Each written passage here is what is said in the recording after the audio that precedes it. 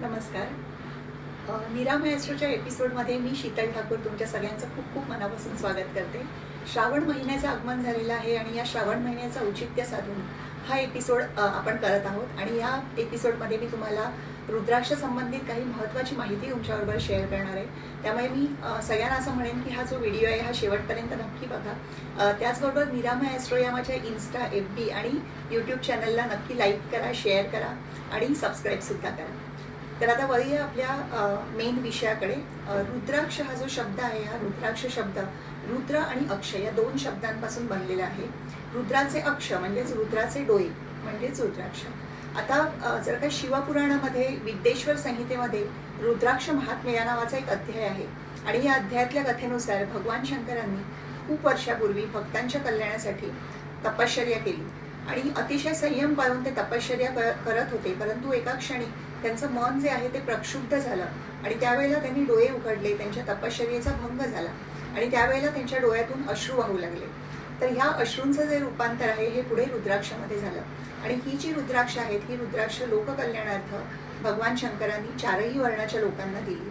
तर असा जो उल्लेख आहे हा उल्लेख सगळ्या शिवपुराणामध्ये केलेला आहे. आता हे जे रुद्राक्ष आहेत जे आपण वापरतो जपासाठी म्हणा किंवा पूजेसाठी किंवा जे आपण धारण करतो, तर हे रुद्राक्षाचं फळ नाही आहे, तर या रुद्राक्षाच्या बिया आहेत. रुद्राक्षाचे हे बीज आहे आणि याचं वैशिष्ट्य असं आहे की या बीजामध्ये पुन्हा अनेक बीजे दडलेली असतात.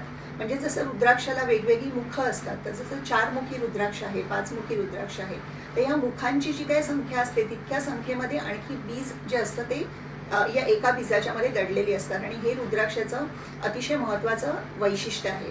आता हे जे रुद्राक्ष आहे हे रुद्राक्ष पापनाशक आहे, त्याचबरोबर ते क्लेश निवारक आहे, सौभाग्य वृद्धिकारक आहे आणि त्याचबरोबर आपल्या सगळ्या इच्छांची पूर्ती करणार आहे, असा सगळा उल्लेख हा शिवपुराणामध्ये दिलेला आहे. परंतु याचा अर्थ असा नाही आहे की तुम्ही ते रुद्राक्ष धारण केलं की अगदी चुटकी सरशी तुमच्या सगळ्या समस्या आहेत त्या तुमच्या समस्या सॉल्व्ह होतील, असं त्याचा अर्थ नाही आहे. तर प्रत्येक गोष्टींचा तुम्हाला दृश्य स्वरूपामध्ये पॉझिटिव्ह परिणाम मिळण्यासाठी काही ठराविक काळ हा जायला लागतो. एक साधारण 40 ते 45 दिवसाचा कालावधी जो आहे हा कालावधी तुम्हाला लागतो आणि त्यानंतर त्या गोष्टींचे परिणाम आहेत ते तुम्हाला दिसून येतात.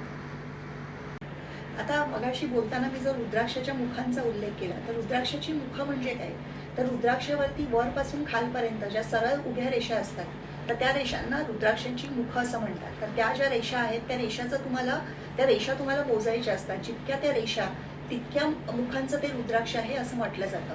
आता रुद्राक्षांचं जे पीक आहे हे मुख्यत्वे भारतामध्ये, इंडोनेशियामध्ये आणि नेपाळमध्ये घेतलं जातं. आता त्याच्यामध्ये इंडोनेशियातली जी रुद्राक्ष असतात ती आकाराने थोडीशी लहान असतात आणि तीच जर का तुम्ही नेपाळची रुद्राक्ष पाहिली तर नेपाळची रुद्राक्ष आहेत ती आकाराने थोडीशी मोठी असतात. एक साधारण जे आपलं गावठी बोर असतं त्या बोराच्या साईजची ती रुद्राक्ष असतात आणि तुम्ही जर का ऑरा स्कॅनर जर का वापरला आणि त्या ऑरा स्कॅनरने त्या रुद्राक्षांचा ऑरा चेक करायचा प्रयत्न केला तर ह्या नेपाळी रुद्राक्षांचा ऑरा हा जास्त असतो आणि त्याच्यामुळे ही जी नेपाळी रुद्राक्ष आहे ती तुम्हाला एक चांगले पॉझिटिव्ह परिणाम देण्याच्या दृष्टीने सुद्धा ती जास्त परिणामकारक होतात आणि त्याचमुळे जर का मार्केटमध्ये तुम्ही नेपाळी रुद्राक्ष घ्यायला गेलात तर त्याची किंमत जी आहे ही किंमत थोडीशी जास्त आहे. आता रुद्राक्ष जी आहे ती खरी आहे की खोटी आहे हे कसं ओळखायचं, तर ह्याच्यासाठी एक जी सर्रास पद्धत जी वापरली जाते ती पद्धत अशी आहे की जे रुद्राक्ष असतात ते पाण्यामध्ये बुडवतात आणि पाण्यामध्ये ते रुद्राक्ष टाकल्यानंतर जे रुद्राक्ष तळाशी जातात ते रुद्राक्ष हे खरे असतात आणि जे रुद्राक्ष तरंगतात ते रुद्राक्ष खोटे असतात. अशा प्रकारे सुद्धा एक पद्धत आहे ती रुद्राक्ष ओळखायची.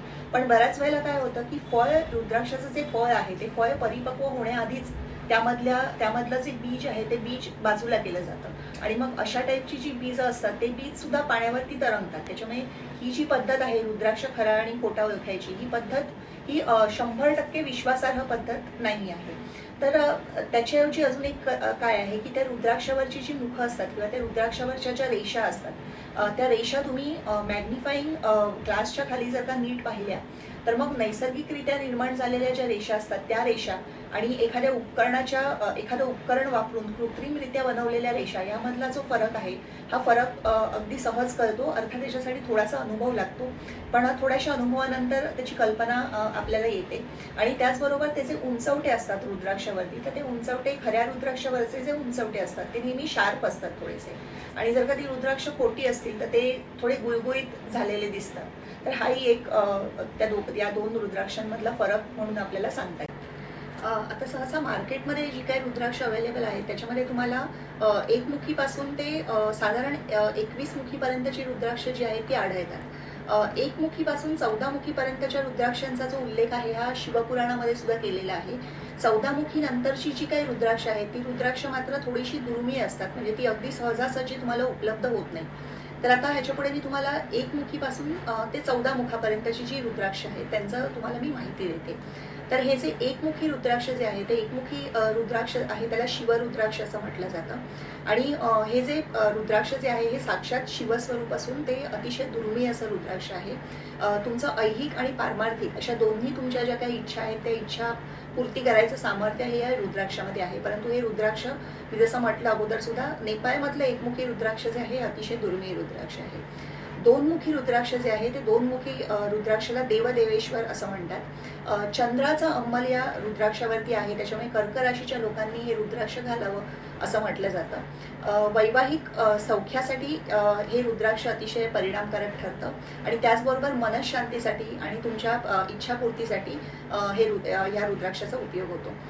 तीनमुखी रुद्राक्ष आहे त्याला अग्निरुद्राक्ष असं म्हटलं जातं. मंगळ ग्रहाचा आधिपत्य या रुद्राक्षावरती आहे. यशप्राप्तीसाठी आणि विद्याप्राप्तीसाठी या रुद्राक्षाचा उपयोग होतो. चारमुखी जे रुद्राक्ष आहे त्या चारमुखी रुद्राक्षाला ब्रह्मरुद्राक्ष असं म्हणतात.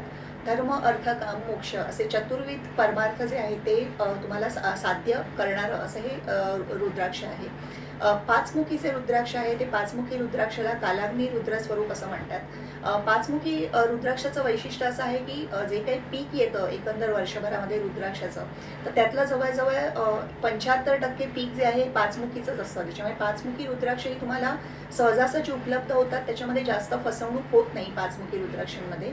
आणि दुसरं म्हणजे हे असं जास्त उपलब्धता असल्यामुळे जपमाळ वगैरे जी असते ही पाचमुखी रुद्राक्षांची तुम्हाला जनरली केलेली मिळते. मनोवांछित फल द्यायचं जे सामर्थ्य आहे ते सामर्थ्य या पाचमुखी रुद्राक्षांमध्ये आहे. सहामुखी जे रुद्राक्ष आहे ते सहामुखी रुद्राक्षाला कार्तिकेय स्वरूप असं म्हटलं जातं आणि सर्व पापांचा नाश करणारं हे रुद्राक्ष असून शुक्र ग्रहाचा याच्यावरती अंमल आहे. सातमुखी जे रुद्राक्ष आहे ते सातमुखी रुद्राक्ष जे आहे त्याला अनंग असं म्हटलं जातं. हे जे रुद्राक्ष आहे लक्ष्मीकारक रुद्राक्ष आहे आणि शनी ग्रहाचा याच्यावरती अंमल आहे. सर्व प्रकारची ऐहिक सुखप्राप्तीसाठी हे रुद्राक्ष वापरलं जातं.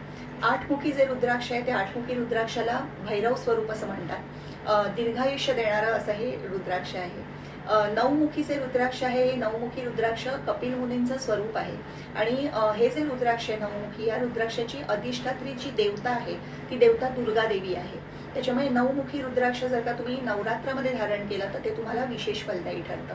आता या रुद्राक्षाचा उपयोग काय आहे तर ती दुर्गा देवी आहे त्याची अधिष्ठात्री देवता, तर हे संरक्षक असं रुद्राक्ष आहे आणि नजर दोष किंवा जादूटोणा अशा सगळ्या ज्या काही गोष्टी असतात त्या गोष्टीपासून प्रोटेक्ट करायचं काम हे रुद्राक्ष करतं. 10मुखी जे रुद्राक्ष आहे त्या 10मुखी रुद्राक्षावरती सगळ्याच ग्रहांचा अंमल आहे. त्याच्यामुळे 10मुखी रुद्राक्ष हे तुम्हाला एक म्हणतात ना की तुमच्या सगळ्या इच्छा पूर्ण करणं आणि तुम्हाला कीर्ती देणं, ओळख देणं यासाठी ह्या रुद्राक्षाचा उपयोग केला जातो. यानंतरचं जे रुद्राक्ष आहे ते आहे 11मुखी रुद्राक्ष. आता 11मुखी रुद्राक्षाला रुद्रस्वरूप असं म्हणतात. सगळ्या प्रांतामध्ये यशस्वी होण्यासाठी विजय आपल्याकडे खेचून आणण्यासाठी या रुद्राक्षाचा उपयोग केला जातो. 12मुखी जे रुद्राक्ष आहे त्या 12मुखी रुद्राक्षाला आदित्य स्वरूप असं म्हटलं जातं. सूर्याचा अंमल या रुद्राक्षावरती असल्यामुळे दिगंत कीर्ती देणारं आणि त्याचबरोबर असाध्य रोगांपासून मुक्ती देणारं आणि एक चांगली हेल्थ तुम्हाला देणारं असं हे रुद्राक्ष आहे. त्यानंतर असणारं रुद्राक्ष म्हणजे 13मुखी. आता 13मुखी जे रुद्राक्ष आहे त्याला कामदेव स्वरूप असं म्हणतात. हे रुद्राक्ष जो धारण करतो तर त्या धारण करणाऱ्याकडे एक प्रकारची आकर्षण शक्ती त्याच्याकडे निर्माण होते आणि त्याच्यामुळे पॉलिटिशियन्स आहेत किंवा बिझनेस करणारे जे लोक आहेत ते तुम्हाला जास्त करून 13मुखी रुद्राक्ष धारण करताना दिसतात. सगळ्यात शेवटचा आता रुद्राक्ष 1 ते 14 मुखी मधलं 14मुखी. तर 14मुखी रुद्राक्षाला हनुमान रुद्राक्ष असं म्हणतात.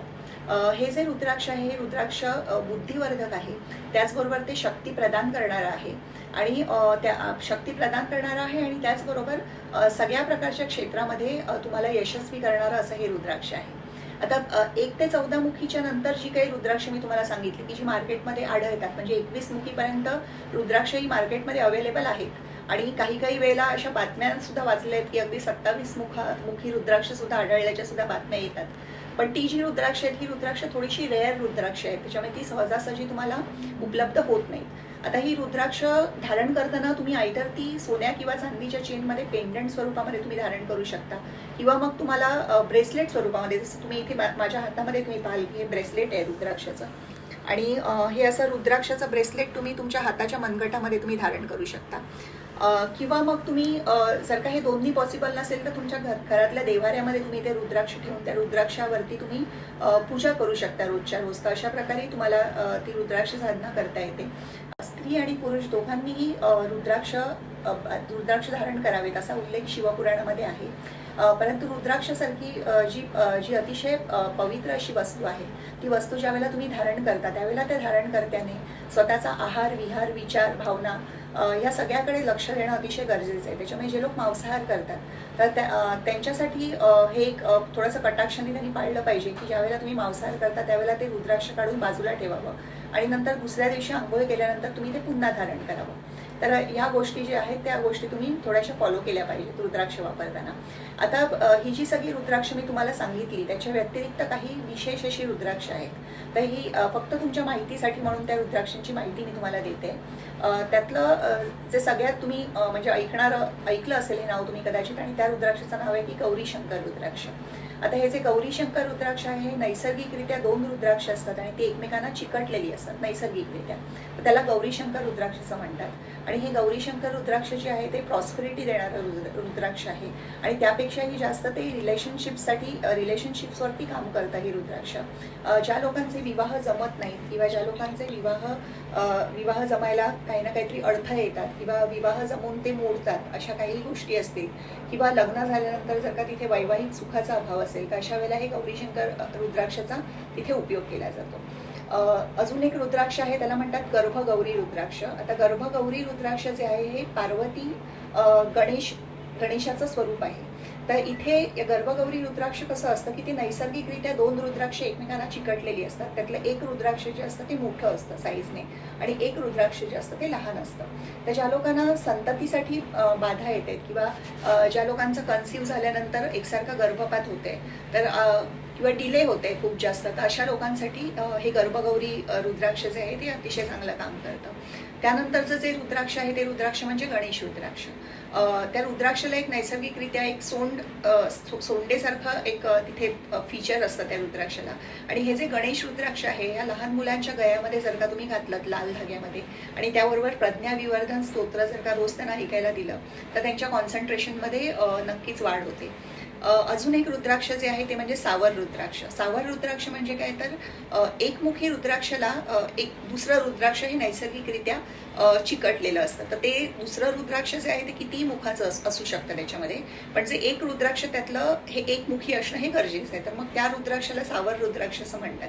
आता मी अगोदरच सांगितलं तुम्हाला की एकमुखी रुद्राक्ष जे आहे नेपाळचे एकमुखी रुद्राक्ष हे अतिशय दुर्मिळ आहे. त्याच्यामुळे सावर रुद्राक्ष जे आहे त्याहीपेक्षा दुर्मिळ आहे. आणि अजून एक रुद्राक्ष जे आहे त्याला म्हणतात त्रिजुटी रुद्राक्ष. ब्रह्मा, विष्णू, महेश अशा स्वरूपामध्ये म्हणजे 3 रुद्राक्ष जी आहेत ती नैसर्गिकरित्या एकमेकांना जोडलेली असतात. आणि हे जे रुद्राक्ष आहे हे रुद्राक्ष अतिशय दुर्मिळ असल्यामुळे त्याच्या किमती अगदी लाखाच्या घरामध्ये जातात. सहजासहजी ही रुद्राक्ष उपलब्ध होत नाहीत. त्यातलं फक्त गणेश रुद्राक्ष जे आहे ते गणेश रुद्राक्ष हे दुर्मिळ नाहीये, ते तुम्हाला सहजरित्या उपलब्ध होऊ शकतं. रुद्राक्षाच्या बाबतीमध्ये एक गोष्ट अशी सांगावीशी वाटते की जी तुम्ही रत्न हातामध्ये घालता तर ती रत्न जी असतात ती एका ठराविक काळापर्यंत तुम्हाला रिझल्ट्स येतात, परंतु रुद्राक्ष जे आहेत ही रुद्राक्ष तुम्हाला लाईफ टाईम रिझल्ट्स देत असतात. अर्थात त्याचे जे व्हायब्रेशन्स आहेत हे व्हायब्रेशन्स चांगले ठेवण्यासाठी तुम्हाला ते वापरताना जी काय काळजी घ्यायची ती काळजी तुम्हाला घेणं गरजेचं असतं.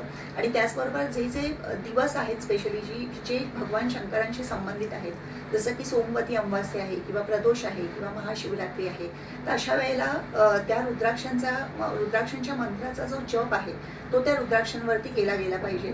आणि असं जर का तुम्ही केलं तर ती रुद्राक्ष तुम्हाला अगदी लाईफ टाईम रिझल्ट देणारी ठरतात. आणि जर का तुम्ही किमतीचा जर का विचार केला तर रत्न आणि रुद्राक्ष ह्याच्यामध्ये रुद्राक्ष जी आहेत ती नक्कीच त्या रत्नांपेक्षा थोडीशी रिझनेबल किमतीमध्ये तुम्हाला मिळतात. त्याच्यामुळे हाही एक रुद्राक्षा संबंधितला एक महत्त्वाचा पॉईंट आहे. आता श्रावण महिन्याच्या निमित्ताने हा एक खास एपिसोड आपण रुद्राक्षासाठी केला होता. जर का माझा एपिसोड तुम्हाला आवडला असेल तर तुमचा फीडबॅक जो आहे तो माझ्या चॅनलवरती तुम्ही नक्की शेअर करा. त्याचबरोबर रुद्राक्षाशी संबंधित आणखी काही माहिती तुम्हाला हवी असेल तर खाली स्क्रीनवरती माझा नंबर दिलेला आहे. त्या नंबरवरती तुम्ही मला कॉल करू शकता किंवा या नंबरवरती व्हॉट्सअप करून सुद्धा तुम्ही मला काही माहिती असेल तुमची तर ती माहिती विचारू शकता. धन्यवाद.